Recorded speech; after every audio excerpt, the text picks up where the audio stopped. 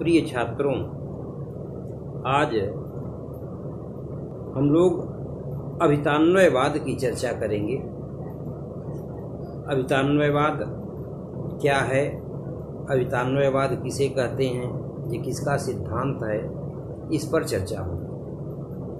आचार्य मम्मट ने वाचक, लक्षक और व्यंजक तीन प्रकार के शब्द और वाच्य, लक्ष्य तथा व्यंग्य ये तीन प्रकार के अर्थ मानते हैं। किंतु कुमारिल भट्ट ने के मतानुसार या कुमारिल भट्ट के मतानुयायी जो हैं मीमांसक तात्पर्यार्थ रूप अन्य अर्थ को भी स्वीकार करते हैं। काव्य प्रकाश में तीन प्रकार के शब्द और तीन प्रकार के अर्थ बताए गए हैं और उन तीनों अर्थों का बोध कराने वाली तीन प्रकार की शक्तियां हैं, शब्द शक्तियां हैं, अभिधा, लक्षणा और व्यंजना। इन तीन शब्द शक्तियों के द्वारा शब्द के अर्थ का ज्ञान होता है। इसी को वाक्यार्थ ज्ञान भी कहते हैं। यहाँ ध्यान देने योग्य बात यह है कि वाक्यार्थ ज्ञान के संबंध में वैयाकरण, न्यायिक और मीमांसक तीनों ने अपने विचार व्यक्त किए हैं।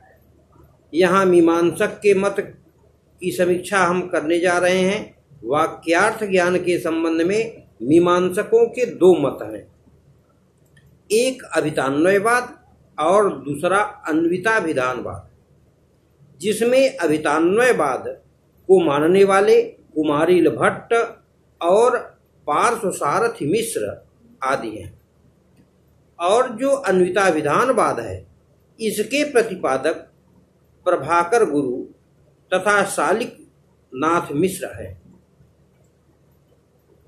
अभितान्वयवाद के संबंध में कुमारिल भट्ट का मत है कि आकांक्षा योग्यता सन्निधिवशात वक्ष्यमाण स्वरूपाणाम पदार्थानाम समन्वये तात्पर्यार्थो विशेष वपुर पदार्थोपि वाक्यार्थ समुल्लसति इति अभितान्वयवादी नाम मतम।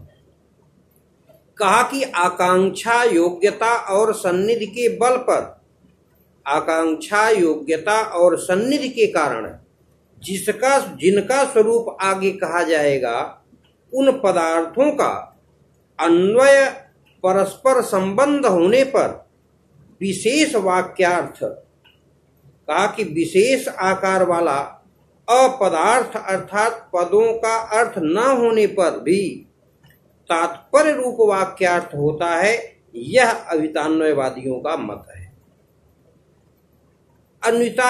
अभितान्वयवाद का क्या अर्थ है, इस पर विचार करते हुए कह सकते हैं अभिहित यानी अभिधा शब्द शक्ति के द्वारा बोधित कथित अर्थों का अन्वय, अर्थात अभिधा शक्ति के द्वारा पदों का अर्थ अभिहित होता है, बाद में उसका परस्पर अन्वय होता है। अभितानाम स्ववृत्त्या पदैहि उपस्थितानाम अर्थानाम अन्वयो भवति इति ये वदन्ति ते अभितान्वयवादिनः। इस प्रकार अभितान्वयवाद के अनुसार पहले अभिधा शक्ति के द्वारा पद से पदार्थ का ज्ञान होता है, इसके पश्चात वक्ता के तात्पर्य के अनुसार उसका परस्पर अन्वय संबंध होता है, जिससे वाक्यार्थ का ज्ञान हो जाता है। इस प्रकार वाक्यार्थ ज्ञान में अभिहित पदार्थों का अन्वय या संबंध होने के कारण इसे अभितान्वयवाद कहते हैं। इस मत में पदार्थों का अन्वय वक्ता के तात्पर्य के अनुसार होता है, अतः इसे तात्पर्यार्थ या वाक्यार्थ कहते हैं। और उसे बोध कराने वाली शब्द शक्ति को तात्पर्याख्या शक्ति कहते हैं। अभितान्वयवाद के अनुसार किसी भी पद का अर्थ प्रथमतः अभिधा शक्ति के द्वारा होता है, बाद में उसका आकांक्षा, योग्यता और सन्निधि के आधार पर परस्पर अन्वय संबंध होता है। वह संबंध पदार्थक ज्ञान, वाक्यार्थक ज्ञान या शब्दार्थ बोध कहलाता है। जैसे गाम आनय, इस वाक्य में दो पद हैं, गाम और आनय। इसमें गो पद का अर्थ है शासनादि विशिष्ट पशु, यह एक सामान्य अर्थ है। इसी प्रकार अम प्रत्यय का अर्थ कर्मत्व है और आनयन क्रिया का अर्थ आनयन रूप क्रिया का ज्ञान है। आनय का अर्थ आनयन रूप क्रिया का ज्ञान है। यहाँ पर वक्ता को अभीष्ट पशु विशेष का ज्ञान नहीं होता। यहाँ पर वक्ता को अभीष्ट पशु विशेष का ज्ञान नहीं होता है। इस प्रकार या इस विशिष्ट अर्थ का ज्ञान जब आकांक्षा, योग्यता और सन्निधि के द्वारा एक पद के अर्थ के साथ दूसरे पद के अर्थ का अन्वय या संबंध होता है, तभी होता है। अतः इन दोनों पदों के सामान्य अर्थ के अभिहित होने के कारण परस्पर अन्वय होने पर जो संबंध रूप विशिष्ट अर्थ होता है वही वाक्यार्थक ज्ञान होता है। उसी को तात्पर्यार्थ कहते हैं और इसी को अभितान्वयवाद कहा जाता है। इसी को स्पष्ट करते हुए आचार्य मम्मट कहते हैं कि आकांक्षा, योग्यता और सन्निधि के कारण वक्ष्यमाण स्वरूप पदार्थों का परस्पर अन्वय होने पर तात्पर्य रूप पदार्थ से भिन्न विशेष प्रकार का वाक्यार्थ होता है। इस प्रसंग में आकांक्षा, योग्यता और सन्निधि अति आवश्यक है। इसका ज्ञान अति आवश्यक है। आकांक्षा किसे कहते हैं, योग्यता किसे कहते हैं, सन्निधि किसे कहते हैं? कहा कि जहां पर एक पद के सुनने के बाद दूसरे पद के बिना अर्थ की प्रतीति न होने पर दूसरे पद की इच्छा होती है, उसे आकांक्षा कहते हैं। येन पदेन बिना यस्य पदस्य अन्वय अनुभावकत्वम तेन पदेन सह तस्य आकांक्षा। जैसे कोई व्यक्ति कहता है कि आनय लाओ, आने माने लाओ, इस पद को सुनने के तुरंत बाद यह जिज्ञासा उत्पन्न होती, क्या लाओ। इस आकांक्षा की पूर्ति केवल आनय पद से नहीं होती, बल्कि गाम, घटम इत्यादि पदों से आकांक्षा की पूर्ति हो जाती है।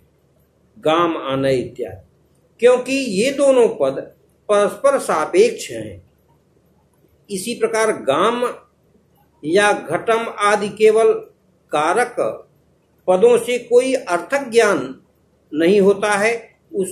उसके लिए क्रियापद अपेक्षित होती है, तभी सम्यक अर्थ का ज्ञान होता है।